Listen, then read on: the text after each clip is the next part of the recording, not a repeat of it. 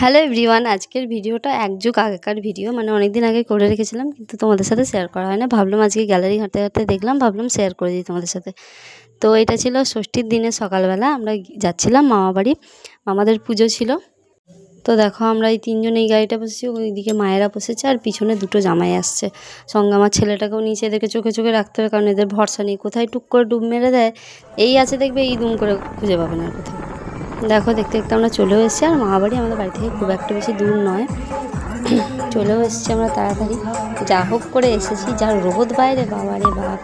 আর এসেই দেখো মানে ঠিক করে মানুষের সাথে আলাপ হলো না, ওরা খেতে বসে গেছে। আজ ষষ্ঠী ছিল, মানে আজকের দিনটা। আর সকালবেলা মা ওদেরকে ষষ্ঠী করিয়ে নিয়ে এসেছে এখানে। তা তো কি টেনশনে পড়ে গেলে নাকি?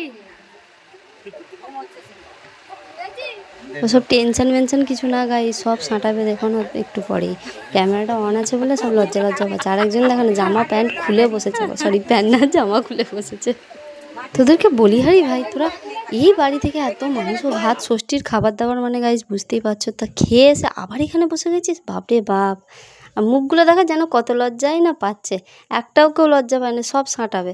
সত্যিই বাবু, তোদের পেট না ইন্ডিয়ার গেট। আর এই লাল টি শার্ট পরা ছেলেটা আমার দাদা হয়, ওর আজকে বার্থডে, পারলে একটু সবাই উইশ করেছে।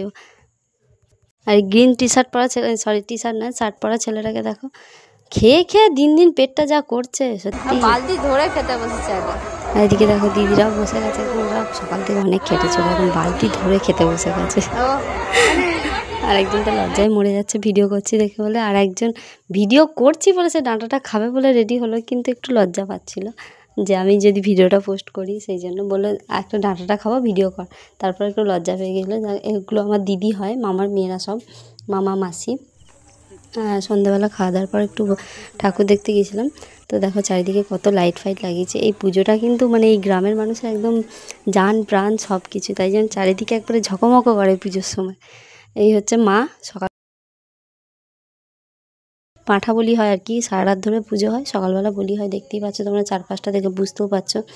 আর পুজোর সময় গাইস এখানে এত ভিড় থাকে, এত ভিড় থাকে, তোমার মানে একটা মাথার ঘাম ফেলারও জায়গা নেই, পা গলানো তো দূরের কথা, এত ভিড় থাকে। ছোটো থেকেই আসি মা বাড়ি, কিছুতে আসি আর নাই আসি, এই পুজোটাতে ঠিক আসি। তারপর সন্ধ্যাবেলা আমরা একটু বাজার দিয়ে গিয়েছিলাম, একটা কোল্ড ড্রিঙ্কস খেয়েছি। তারপরে আবার এদের আর খাওয়া তো শেষই হয় না, আবার খাচ্ছে আইসক্রিম।